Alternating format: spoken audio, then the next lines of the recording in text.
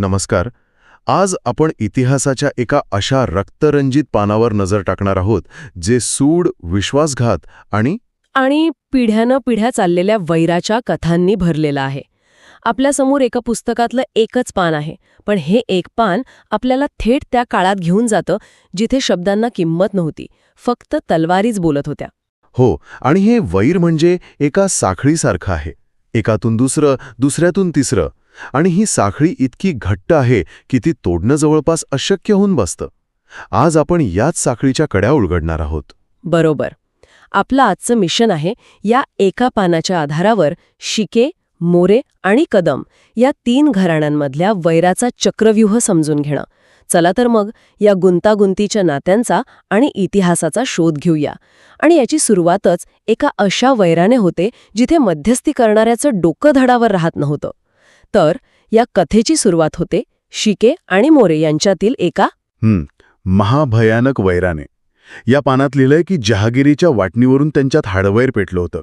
हे वैर इतकं टोकाचं होतं की जो कुणी मध्यस्थी करायला गेला त्याचं डोकं धडावर राहिलंच नाही. इथे जहागिरी हा शब्द खूप महत्वाचा आहे.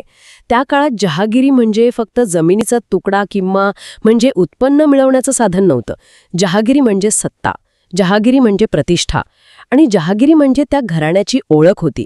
त्यामुळे जहागिरीवरून होणारे वाद हे फक्त मालमत्तेचे वाद नसायचे, तर ते अस्तित्वाचे वाद असायचे, आणि म्हणूनच ते थेट जीवघेणे ठरायचे.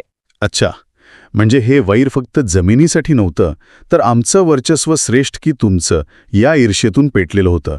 आणि याच वैराच्या पार्श्वभूमीवर एका महत्त्वाच्या पात्राची एंट्री होते, लखुजी कदम, जाधववाडीचे लखुजी कदम. या पानानुसार ते मोऱ्यांचे पिढ्यानपिढ्या कारभारी होते. हो, आणि कारभारी म्हणजे आजच्या भाषेतला मॅनेजर नाही. त्या काळात कारभारी म्हणजे धण्याचा उजवा हात, त्याचा सल्लागार, त्याचा सर्वात विश्वासू माणूस. लखुजी हे फक्त बुद्धिमान आणि शूरच नव्हते, तर ते कमालीचे स्वामिनिष्ठ होते. अगदी. आणि त्यांची स्वामिनिष्ठा किती अफाट होती याचे एक जबरदस्त उदाहरण आहे या पानात. असं लिहिलंय की सगळी जाधवाडी लखुजींना देवासारखी मानायची. पण गंमत म्हणजे स्वतः लखुजी मात्र मोऱ्यांना देवाच्या जागी मानत होते. म्हणजे विचार करा, एवढी निष्ठा. आजच्या काळात तर याची कल्पना करणंही कठीण आहे. अगदी. आणि हीच निष्ठा या कथेचा केंद्रबिंदू ठरते. कारण जेव्हा अशा निष्ठेवरच घाला घातला जातो तेव्हा त्याचे परिणाम किती भयंकर होतात हे आपल्याला पुढे दिसणार आहे. आणि मग एका दिवशी या कथेत एक अनपेक्षित वळण येतं. एका क्षुल्लक कारणावरून, एका हत्तीसाठी हे सगळं चित्र बदलून जातं. हो, आणि हेच सगळ्यात धक्कादायक आहे. येसाजीरावांचे वडील पिराजीराव शिके ते एका खोट्या बातमीवर विश्वास ठेवतात आणि मोऱ्यांशी दगा करतात. ते घाटमाथ्यावर अचानक हल्ला करून मोऱ्यांची सगळी फौज कापून काढतात. एका झटक्यात मोऱ्यांची लष्करी ताकदच संपून टाकतात. याला फक्त शक्ती संपवणं म्हणता येणार नाही. ही एक मानसिक चाल होती. गाठमाथ्यावरची फौज कापून त्यांनी मोऱ्यांचं मनोधैर्यच खच्ची केलं. युद्ध जिंकण्यासाठी फक्त शस्त्रबळ नाही, तर प्रतिस्पर्धेची हिंमत तोडणंही महत्वाचं असतं.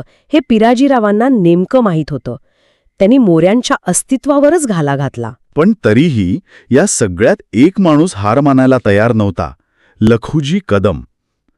ते आणि त्यांचे 100-150 धारकरी काही केल्या मागे हटेमात.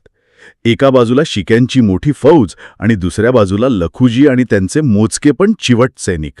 ते कडवी झुंज देत होते. आणि हे धारकरी म्हणजे भाडोत्री सैनिक नव्हते. धारकरी म्हणजे ते सशस्त्र योद्धे जे आपल्या धण्याशी प्रामाणिक राहून शेवटच्या श्वासापर्यंत लढायचे. त्यांची निष्ठा वैयक्तिक होती, राज्याशी किंवा जहागिरीशी नाही, तर थेट धण्याशी होती.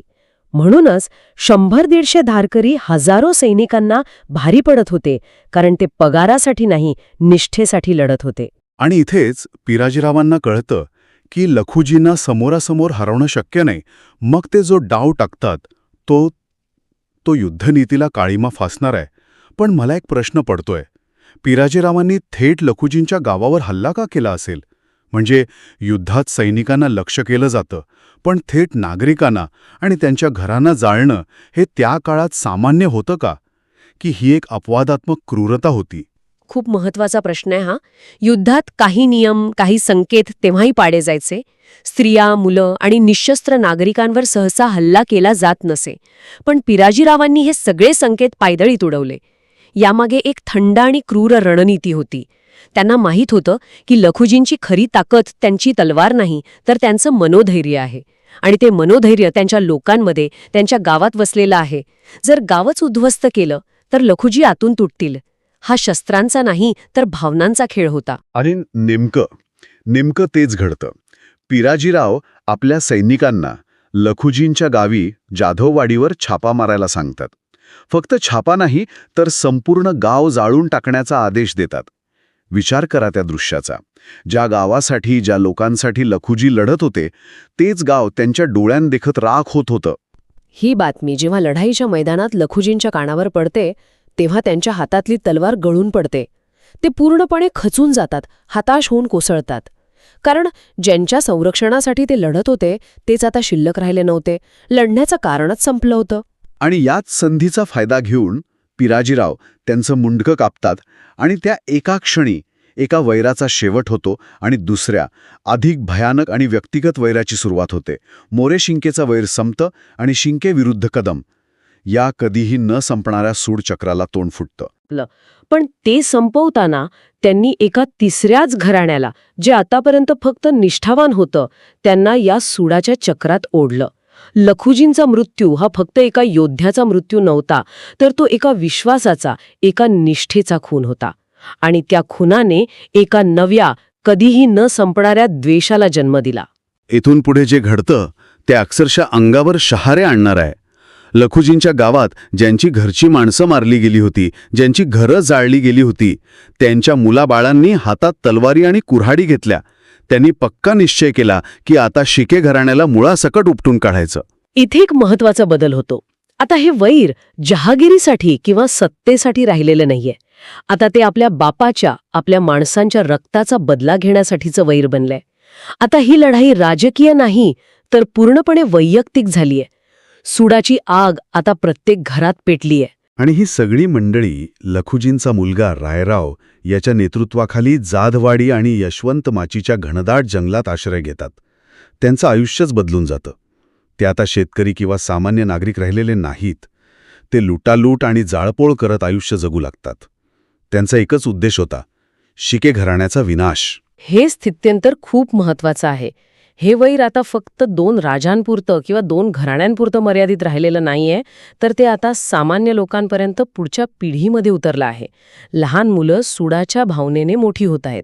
त्यांच्यासाठी शिके हा शब्द शत्रूचं दुसरं नाव बनलं आहे. आणि ही सुडाची भावना किती तीव्र होती, हे आपल्याला पुढच्या घटनेवरून स्पष्ट होतं. हो, आणि हा बदला घेण्यासाठी ते जास्त वेळ थांबत नाहीत. अवघ्या 2-3 वर्षातच रायरावच्या नेतृत्वाखाली कदमांनी पिराजीराव शिकेंना शोधून काढलं आणि त्यांना ठार केलं. ज्याने लखुजींचा शिरच्छेद केला होता त्याचाच बदला घेतला. पण कथा इथे संपत नाही. बदला इथेच थांबला नाही. नाहीच. कारण सुडाच्या चक्राचा हाच नियम आहे. प्रत्येक कृतीला एक प्रतिकृती मिळते. कदमांनी बदला घेतला, मग शिके गप्प बसणार होते का? काहीच दिवसात शिक्यांनी जंगलात छापा मारला आणि रायरावचं मुंडकं तोडून आणलं. आणि इथे या मजकुरात एक अतिशय महत्वाचं आणि अंगावर काटा आणणारं वाक्य आहे. मुंडक्याला मुंडकी तोडली नाही तर ते शिके कदम वैरच नव्हे. म्हणजे काय? हे त्यांच्या वैराचं ब्रीद वाक्यच बनून गेलं होतं. बरोबर. ही आता त्यांच्या वैराची व्याख्या होती, त्याचा नियम होता. या एका वाक्यात त्या वैराची तीव्रता, क्रूरता आणि त्याचा कोड दडलेला आहे. डोक्याच्या बदल्यात डोकं, हाच त्यांचा न्याय होता, हाच त्यांचा धर्म झाला होता. ही आता एक रक्तरंजक परंपरा बनली होती. कोणताही संवाद नाही, कोणतीही चर्चा नाही, फक्त मृत्यू. विचार करा, काय परिस्थिती असेल ती. एका मृत्यूचा बदला दुसऱ्या मृत्यूने घेतला जात होता आणि प्रत्येक मृत्यूनंतर हे वैर कमी होण्याऐवजी अधिकच पेट घेत होतं. ही एक न संपणारी साखळी होती, ज्यात दोन्ही घरांनी अडकली होती. हिंसक कृती पुढच्या हिंसक कृतीला जन्म देते. रायरावने वडिलांच्या हत्येचा बदला घेतला, तर शिक्याने रायरावला मारून त्याचा बदला घेतला. आता कदमांवर रायरावच्या हत्येचा बदला घेण्याचं कर्ज चढलं. हे चक्र असंच फिरत राहतं, फक्त त्यातली माणसं बदलतात. आणि या सगळ्या रक्तापातानंतर या चक्राला कुठंतरी थांबवण्यासाठी राजे यसाजी शिके गादीवर येतात. ते या सगळ्याला पूर्ण विराम देऊ इच्छितात. ते कदम आणि शिकेमध्ये एकजूट घडवून आणण्याचा खूप प्रयत्न करतात. त्यांना हे पिढ्यानपिढ्या चाललेलं वैर संपवायचं असतं. त्यांना शांतता हवी असते. पण हे इतकं सोपं होतं का? इतक्या पिढ्यांचं रक्त सांडल्यावर, इतका द्वेष मनात साठल्यावर तो एका राजाच्या इच्छेने संपू शकतो का? या मजकुरानुसार उत्तर आहे नाही. त्यात लिहिलंय, दुहीचा शाप अजूनही संपला नव्हता. यसाजींचे प्रयत्न यशस्वी झाले नाहीत. पण असं का झालं असेल? येसाजींसारख्या एका चांगल्या राजालाही हे वैर का संपवता आलं नाही? कारण या वैराची मुळं खूप खोलवर रुजली होती. ती आता फक्त 2 घराण्यांपुरती मर्यादित नव्हती. ती दोन्ही बाजूंच्या लोकांच्या ओळखीचा भाग बनली होती. आम्ही कडमांचे आणि आम्ही शिक्यांचे ही ओळखच त्या वैरावर उभी होती. बदला घेणं हे आता फक्त कर्तव्य नाही, तर अस्तित्वाचा प्रश्न बनला होता. रायरावच्या मृत्यूचा बदला घेण्याची भावना अजूनही जिवंत होती. वरवर शांतता दिसत असली तरी आतमध्ये सुडाची आग धुमसतच होती. आणि इथेच हे पान संपतं. आपल्याला एका मोठ्या प्रश्नासोबत सोडून जातं. तर आज आपण पाहिलं की कसं जहागिरीवरून सुरू झालेलं एक राजकीय वैर एका विश्वासघातामुळे एका भयंकर व्यक्तिगत सूडचक्रात बदललं. आपण मुंडक्याच्या बदल्यात मुंडकं या क्रूर परंपरेचं आणि पिढ्यानपिढ्यात चालणाऱ्या द्वेषाचं स्वरूप पाहिलं. लखुजींची निष्ठा, पिराजीरावांचा विश्वासघात आणि रायरावचा सूड या सगळ्या प्रवासातून आपण गेलो. बरोबर. आणि या छोट्याशा उतार्यातून आपल्याला केवळ ऐतिहासिक घटनाच नाही, तर त्यामागे असलेली मानवी भावना, निष्ठा, विश्वासघात आणि सूडाची विनाशकारी ताकद या सगळ्यांची ओळख होते. इतिहासातील मोठ्या लढायांच्या किंवा साम्राज्यांच्या मागे अशा अनेक वैयक्तिक कथा, अशी अनेक वैर दडलेली असतात. आणि हीच वैर अनेकदा इतिहासाला कलाटणी देतात. बघा, हे वैर जरी शेकडो वर्षापूर्वीचं असलं तरी सूडाची ही भावना आजही तितकीच जिवंत आहे. आजही आपण पाहतो की लहान वाद कसे पिढ्यानपिढ्या चालतात. फक्त हत्यारं बदलली आहेत. तलवारीच्या जागी आज कदाचित शब्द किंवा कायदेशीर लढाया आल्या आहेत. आणि जाता जाता एक विचार सोडून जातो. या मजकुराच्या शेवटी बाजिंद असं नाव आणि पान क्रमांक 29 असं लिहिलंय. रायरावच्या मृत्यूचा बदला घेण्यासाठी आता कोण पुढे येणार होतं? हा बाजिंद कोण असेल? आणि सर्वात महत्वाचा प्रश्न, सूडाचं हे चक्र कधीतरी संपतं की फक्त त्यातली पात्र बदलत राहतात? पुढच्या पिढीवरही हाच रक्ताचा वारसा सोपवला जातो का?